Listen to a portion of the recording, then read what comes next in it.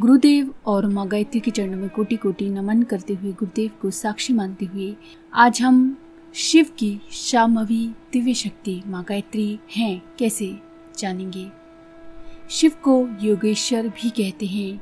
योग की समस्त शक्तियों और सिद्धियों के उद्गम केंद्र वे ही हैं। मस्तक पर चंद्रमा तत्व ज्ञान का प्रतिनिधि है। गले में सर्पों का होना दुष्ट और पतितों को भी कंठों से चिपटाने की साधुता का घोतक है। वृषभ वाहन मजबूती, दृढ़ता, स्थिर चित्त, श्रमशीलता एवं पवित्रता का प्रतीक है। शिव इन्हीं गुणों के समूह हैं। वे सहारक हैं।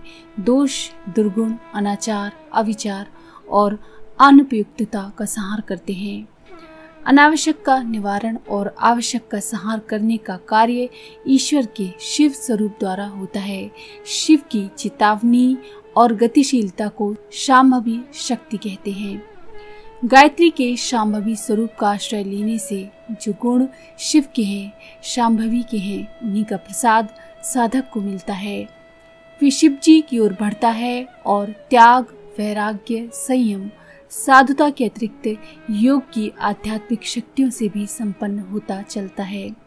शिव के 3 नेत्र हैं। तीसरा नेत्र, जिसे दिव्य चक्षु कहते हैं, आत्म तेज से परिपूर्ण होता है। ये तीसरा नेत्र शाम्भवी शक्ति के उपासक का खुलता है। जैसे संजय ने अपनी दिव्य दृष्टि से महाभारत का सारा वृतांत घर बैठे देखा था और युद्ध का सारा विवरण धृतराष्ट्र को सुनाया था, ऐसी दिव्य दृष्टि तीसरा नेत्र खुलने से होती है। संसार की सभी ज्ञात अज्ञात बातें उसे विदित हो सकती हैं। दूसरों के मनोगत विकारों को जान लेना सहज हो जाता है। भूतकालीन इतिहास एवं भविष्य में जो होने वाला है उसे भी बहुत कुछ पता लगा सकता है। जैसे पारदर्शी कांच में होकर भीतर की वस्तुएं दिखाई पड़ती हैं, वैसे ही संसार के अनेकों रहस्य उसे अपनी दृष्टि से प्रत्यक्ष दिखाई पड़ने लगते हैं।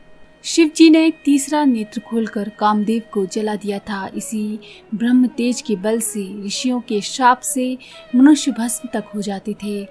सगर राजा के 100 पुत्र इसी प्रकार से भस्म हुए थे। ये ब्रह्म तेज एक प्रकार का विद्युत प्रवाह है, जिसका शक्तिपात करके किसी को लाभान्वित भी किया जा सकता है।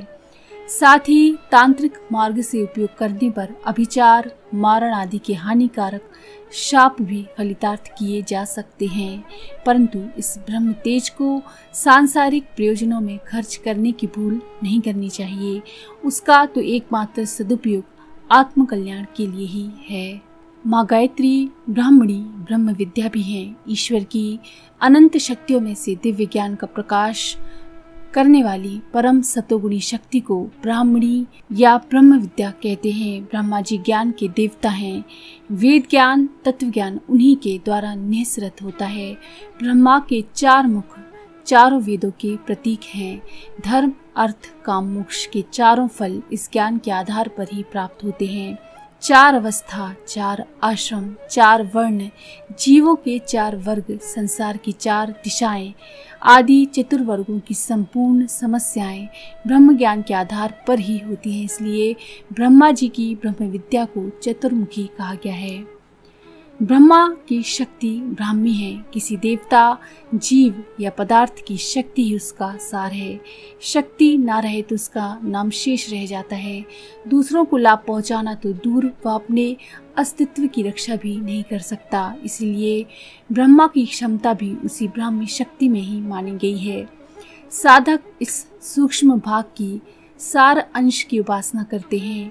ब्रह्मा की अपेक्षा ब्राह्मी शक्ति की महत्ता इसलिए अधिक है कि वह एक विस्तृत देव तत्व का निचोड़ा हुआ अत्यंत प्रभावपूर्ण तत्व है। गायत्री को इसलिए ब्राह्मी कहते हैं कि वह ब्रह्म ज्ञान केंद्रीय तत्व शक्ति है।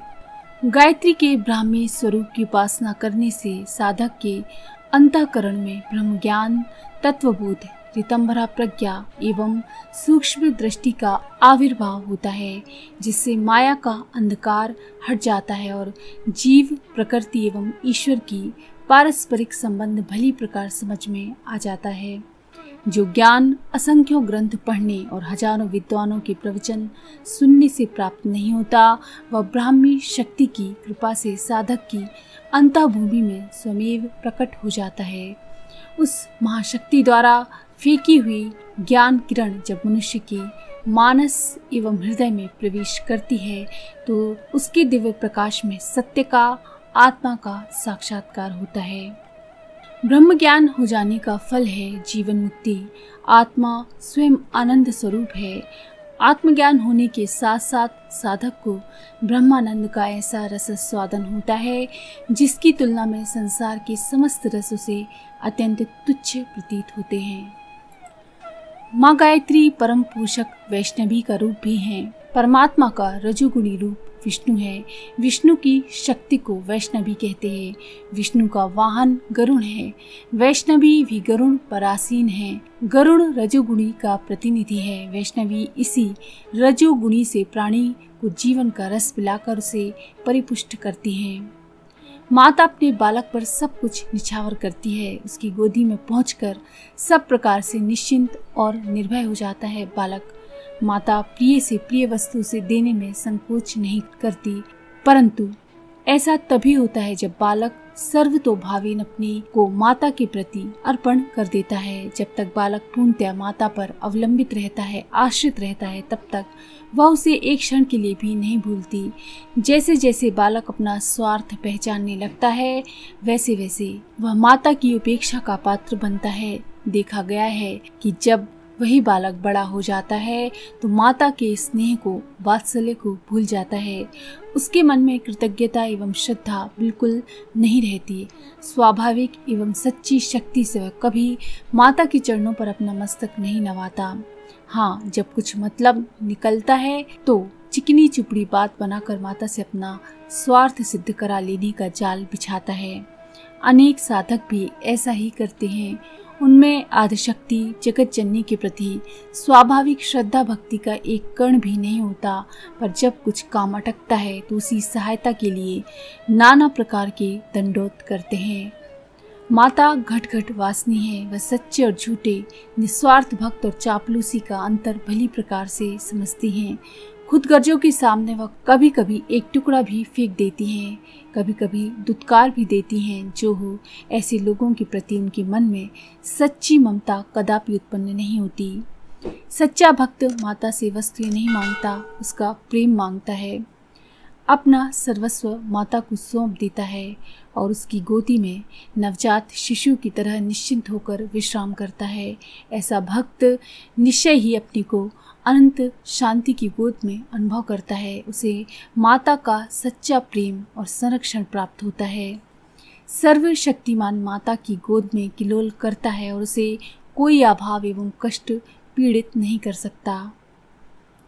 गायत्री माँ के 3 रूप, ब्राह्मणी के रूप में, शांभवी के रूप में और वैष्णवी के रूप में। तो अगर आपको ये जानकारी पसंद आई तो प्लीज़ लाइक करें, शेयर करें, सब्सक्राइब करें मंत्र सिद्धि चैनल को।